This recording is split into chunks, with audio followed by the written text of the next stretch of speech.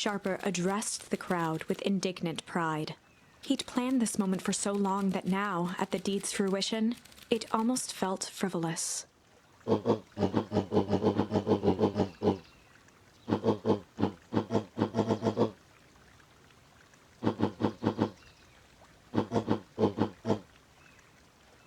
Mr. Kerr flourished a preposterously elaborate bow.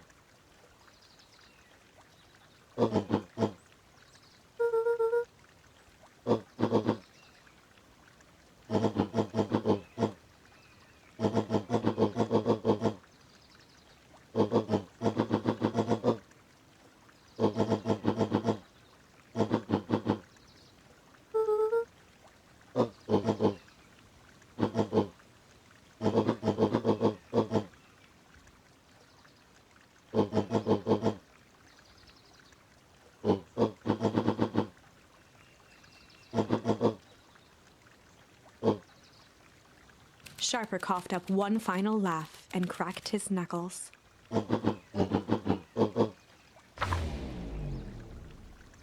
And so, Sharper set about remaking the town in his own image. The fertilizer factory soon reopened for business. Sales rose steadily as more and more farmers across the countryside began to swear by its miraculous properties. Beacon Pines became famous, a secretive town that, for the right price, shared its gifts with all.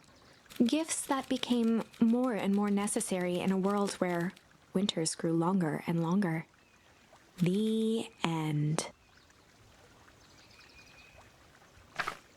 This is wrong, but things are becoming clearer now. You can feel it, right? We can't let Sharper win. He might just be the key to this whole thing. Let's see.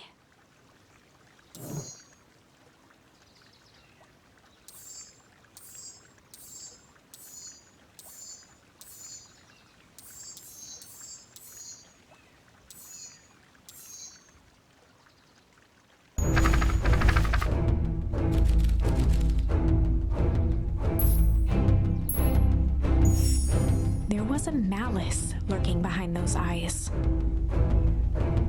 like a trap ready to spring. Luca felt the weight of Nuncreed's hand on his shoulder. Something wasn't right.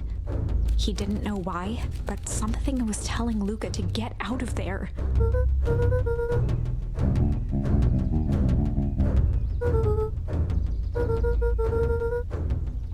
Luca twisted free of Nuncreed's grasp.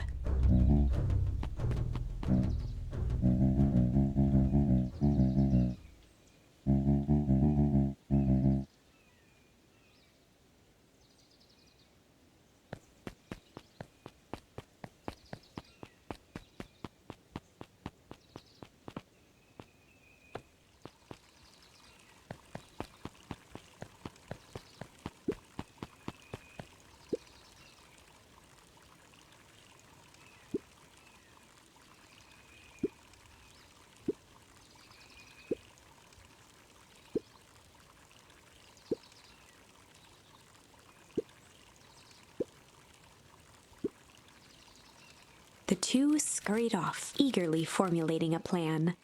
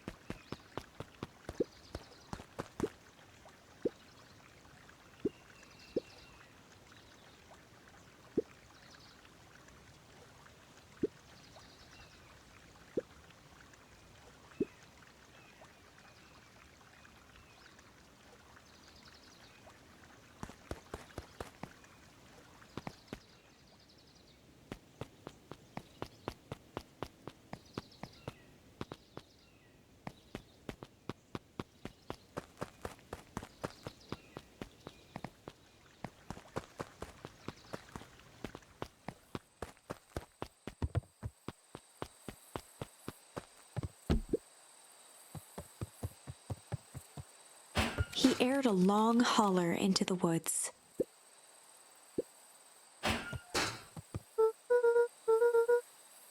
Luca felt his eyes getting heavy and plopped into the beanbag. He conceded to its lumpy embrace.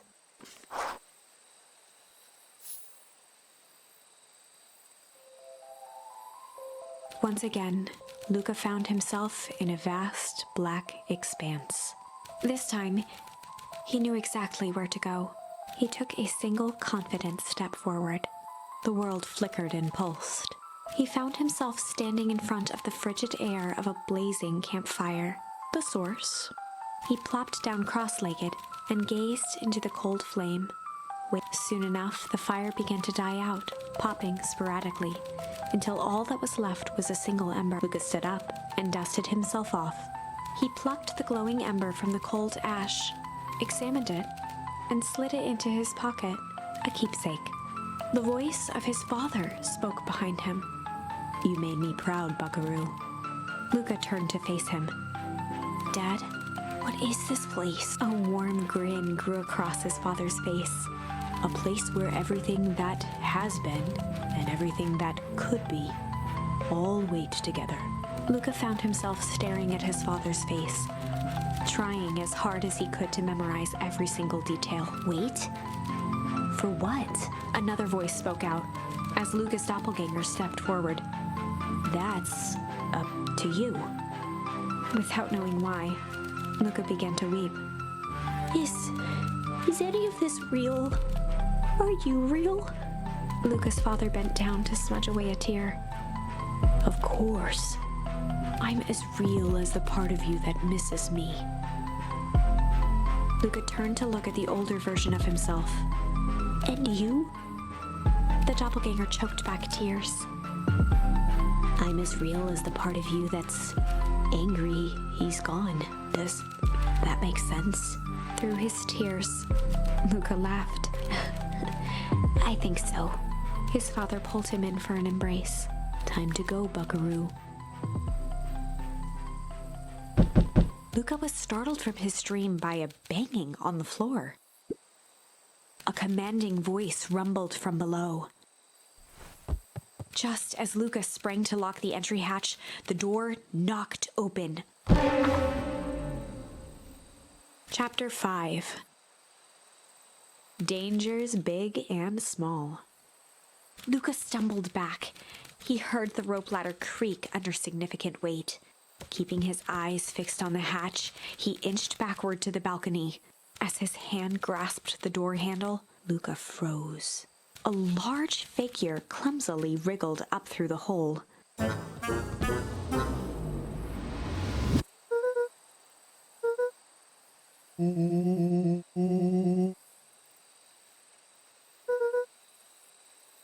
The large figure cocked its head inquisitively.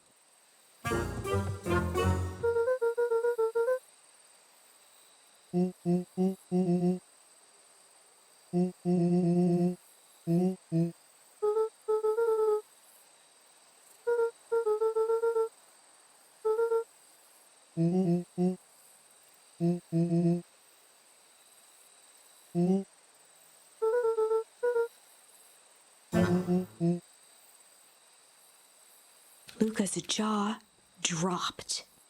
He peered more closely at the man standing in front of him. Something about him was undeniably Rollo, only bigger, older, changed.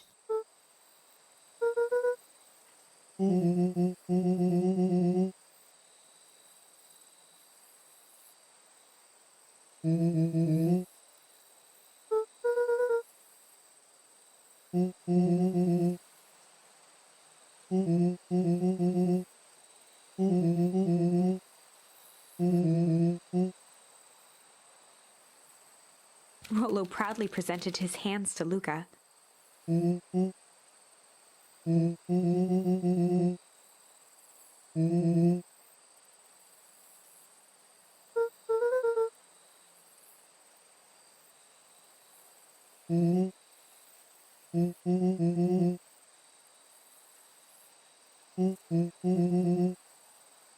Luca Luca moved to the side and pointed Rollo to his reflection in the balcony window.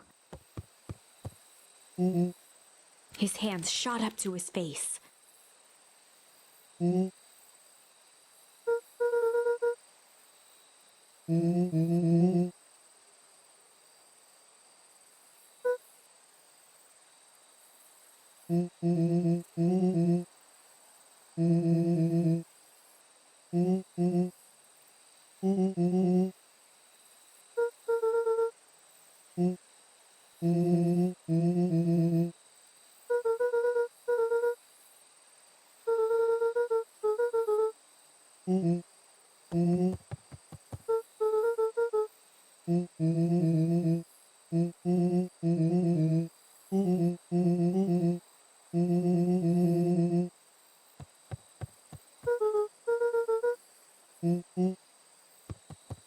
Rollo shadowboxed a few jabs.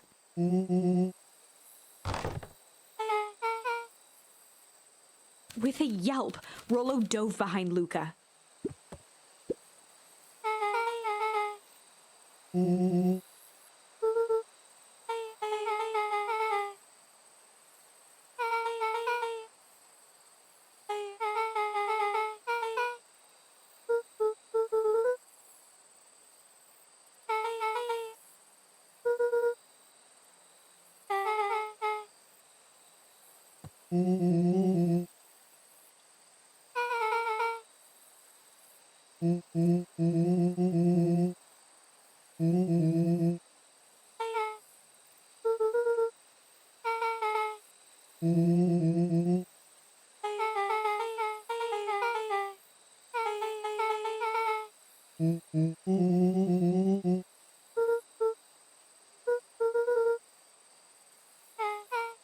She shot a nervous glance at Rollo.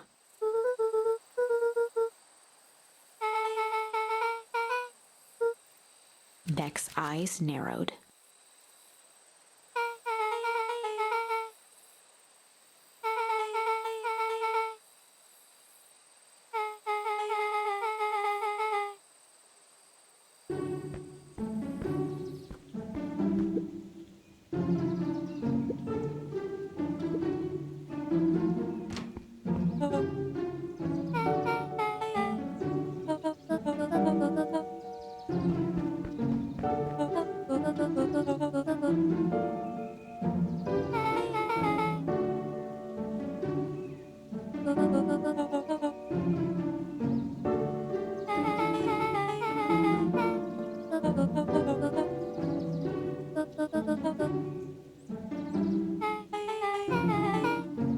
Ilona tried to put on a smile.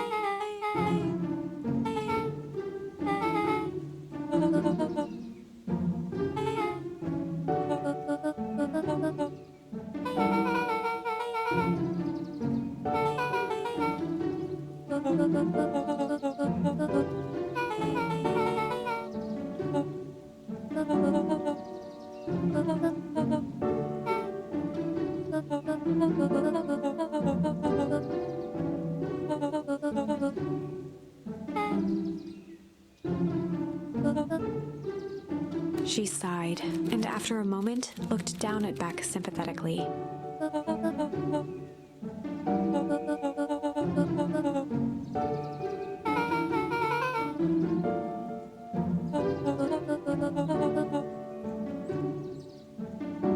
She flashed a sly grin and tousled Beck's hair.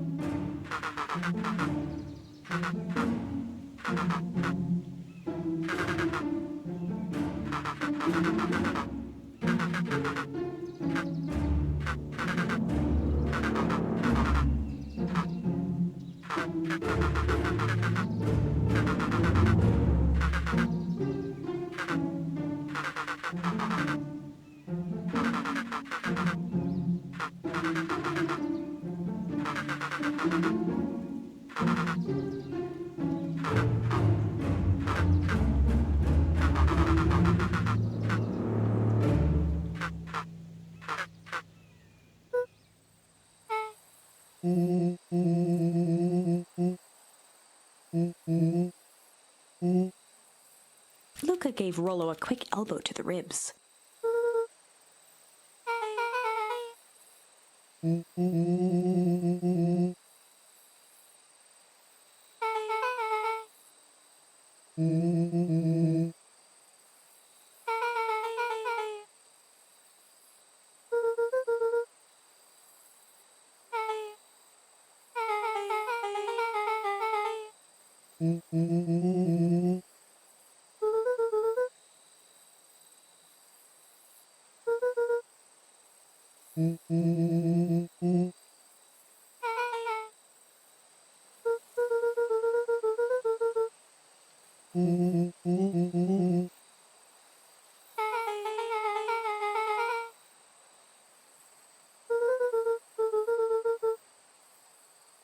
Beck flicked a large sheet of paper out of her pocket and slammed it on the floor.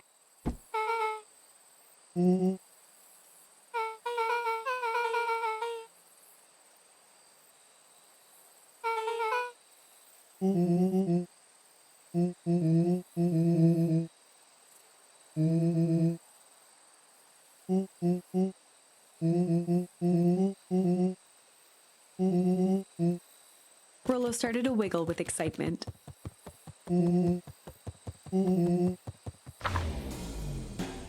Chapter 6. The Heist. They spent the night's end huddled around that small map, formulating a plan to infiltrate the headquarters of Perret. It would be no small feat. A modern facility equipped with all manner of technology, not to mention the swarm of clipboards that would most certainly be scattered throughout. By the time the sun began to peek through the car window used as a makeshift balcony door, all were in agreement.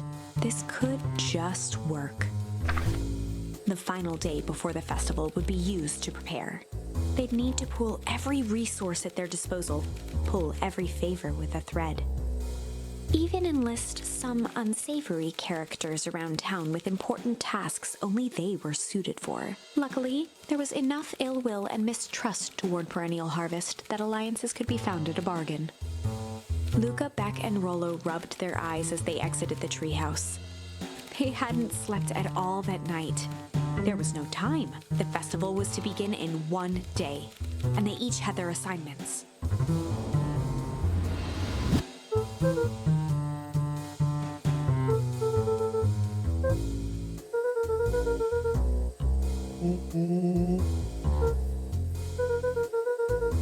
He waved vaguely at Rollo's sizable figure.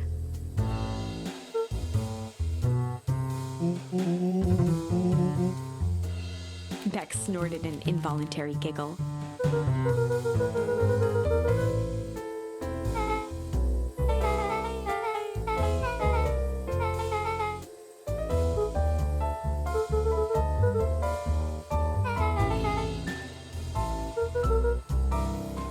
They each looked at each other with sleepy confidence and nodded.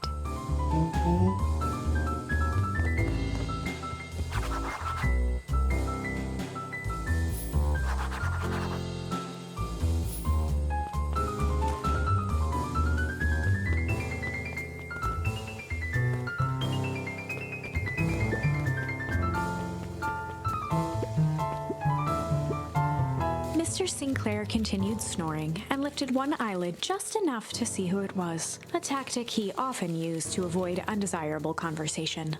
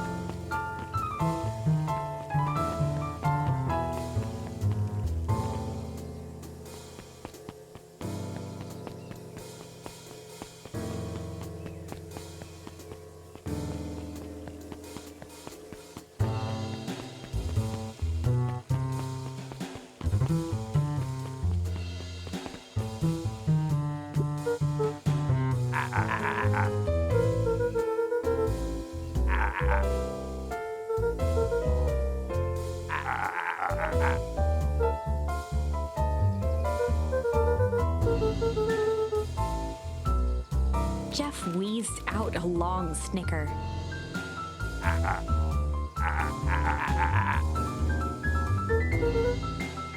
The joy in Jeff's face drained instantly.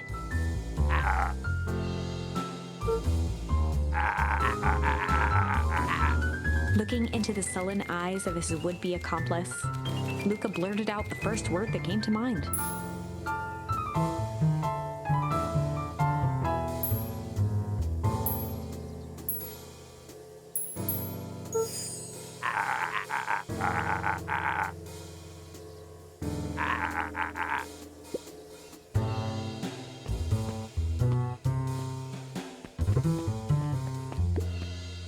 Luca wasn't ready to give up so easily. He shouted out again. Jeff's brow perked up.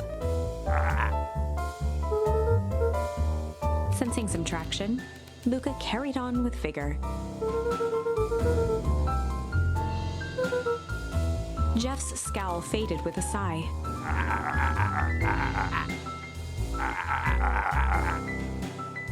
One good stomp of the foot was all Jeff needed to drive his point home.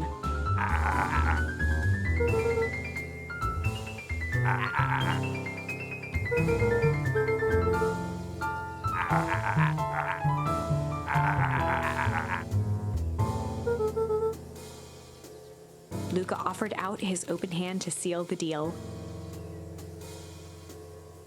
With a firm and dusty grip, Jeff reciprocated.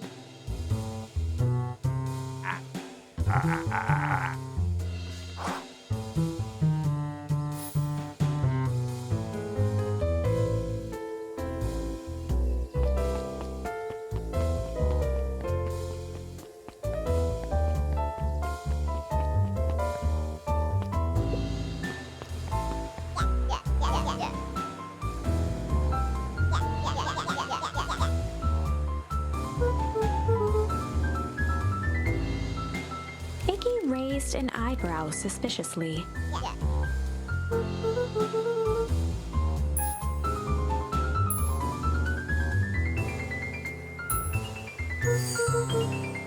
Iggy gave a reluctant shrug.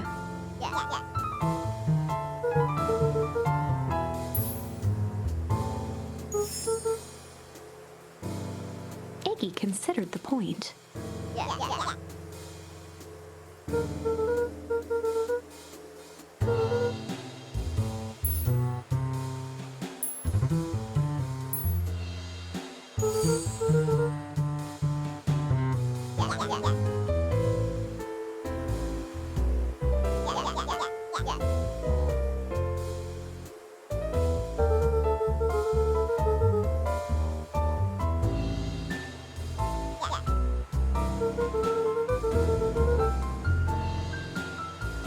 wild-eyed grin spread across Iggy's face.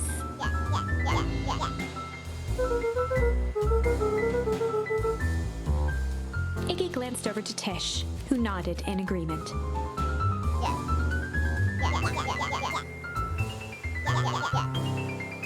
With a quick nod, Luca was off.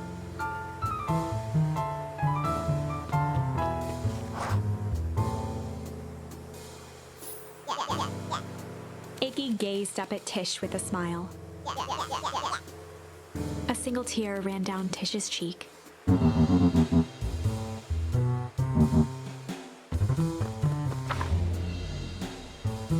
Chapter 7. Into the Hive. A good heist requires preparation. And thorough preparation takes time, something they had precious little of. So far, everything was in order. Jeff, Iggy, and Tish all agreed to do their part. Beck radioed Luca that night with a simple and covert message. "We are locked and loaded on my end." And Rollo, after a lengthy confession, managed to persuade Roxy and Fitz to help. He stowed away in mission control for the night to avoid attracting attention. Rollo, being uniquely suited for the role, would be the first to breach Perennial Harvest. The outfit provided by Jeff wasn't perfect, but a convincing disguise is 10% wardrobe, 90. Rollo took a few vigorous breaths and shook out his arms.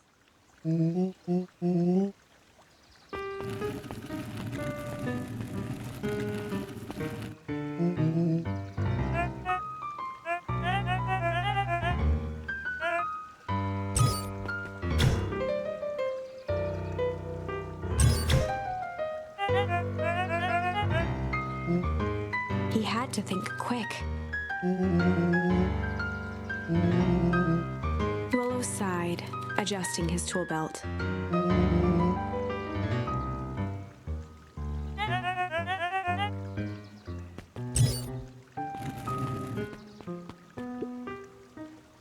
With a stroke of his mustache, Rollo proceeded into the Perennial Harvest headquarters.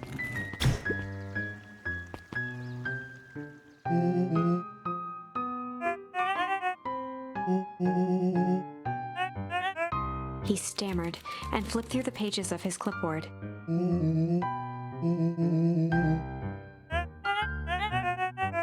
Rollo interrupted with urgency in his voice.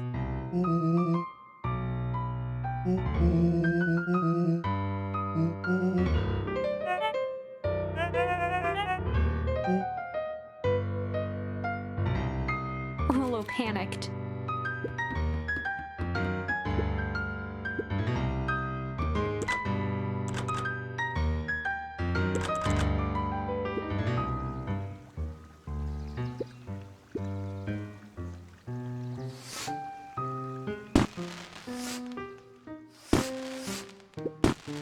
The distraction was enough for Rollo to regain his confidence.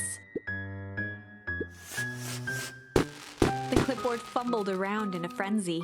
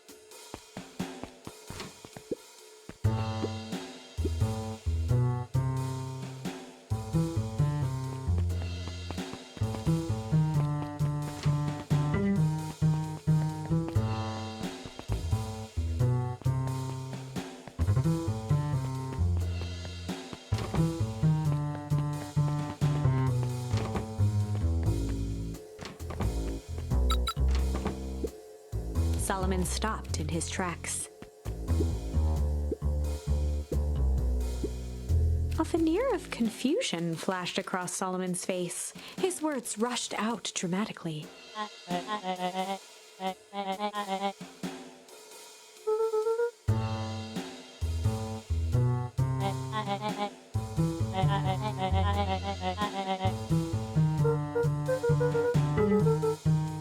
Solomon's facade briefly faltered.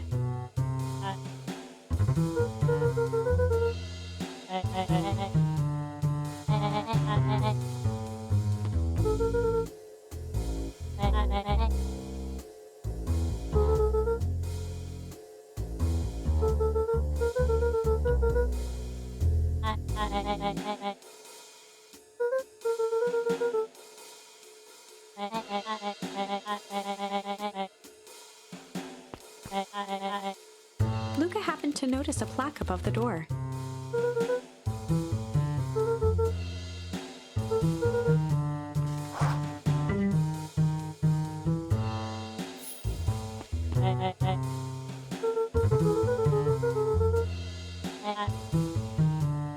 Luca tried the handle. Solomon leaned forward to examine the mechanism.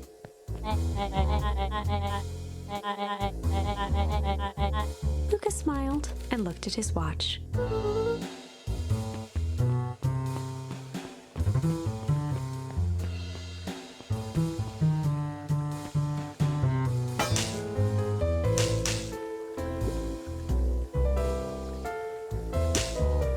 She mimed a quick hat tip and ambled off with a whistle.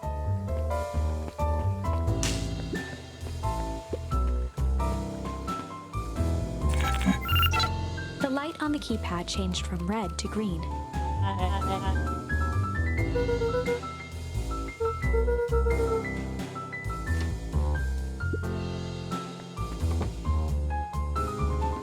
Luca switched on his walkie-talkie.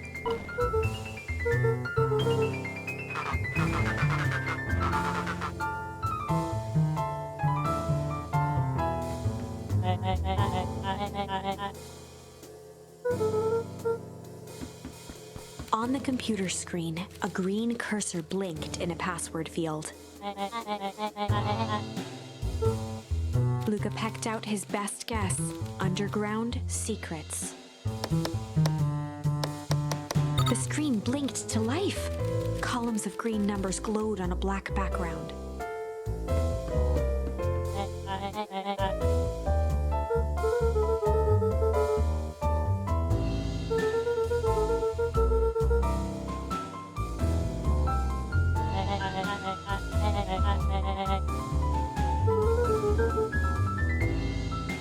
Solomon's jaw clenched into a half-smile. Luca quickly scanned the columns for number 24601.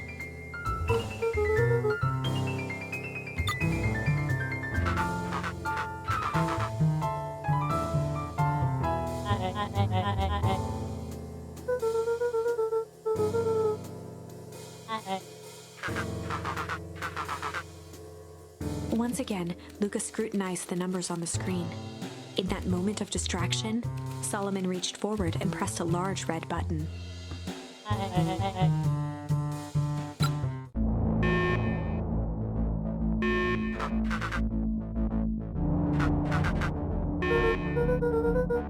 He quickly skimmed the screen with his finger.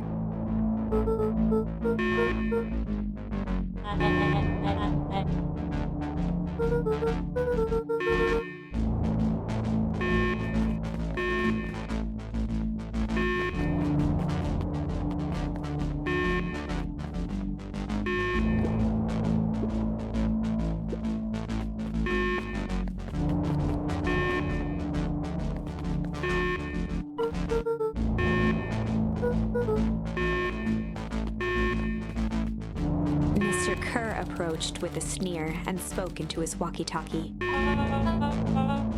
With self-satisfaction, he called into the hallway.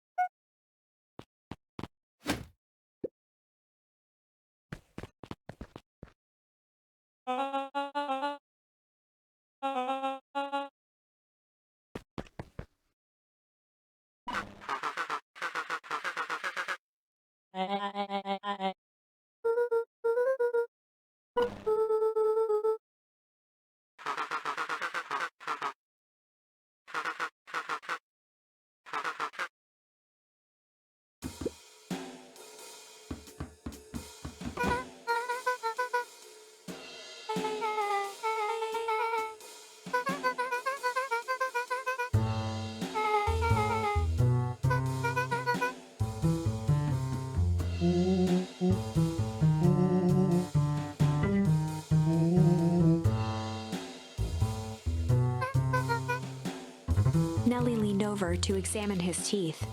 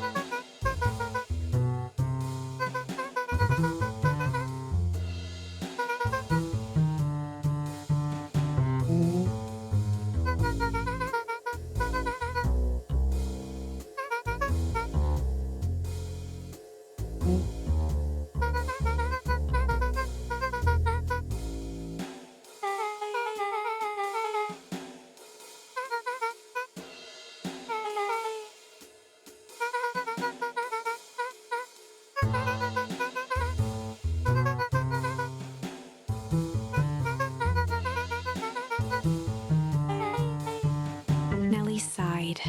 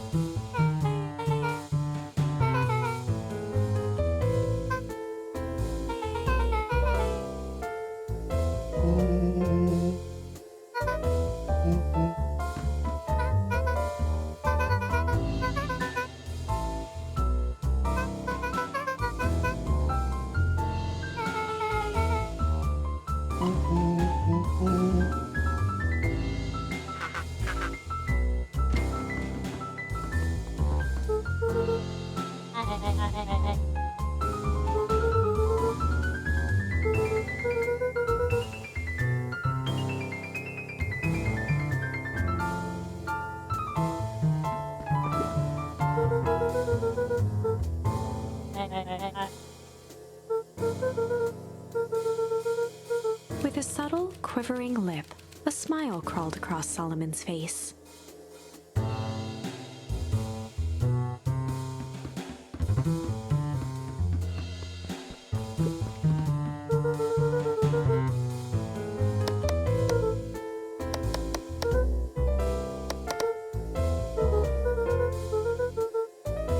Solomon muttered inaudibly.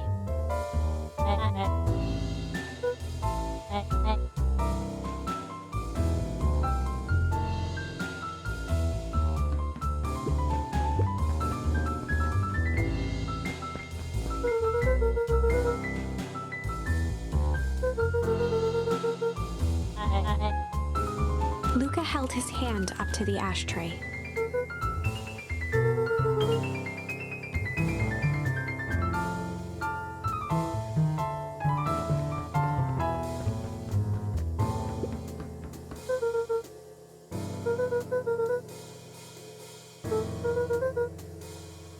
Solomon once again muttered under his breath.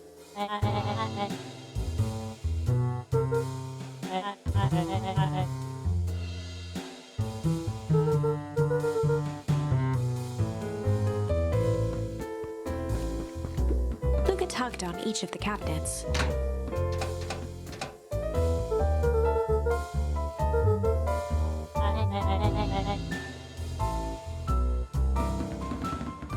They heard the trampling of frantic footsteps from the hallway.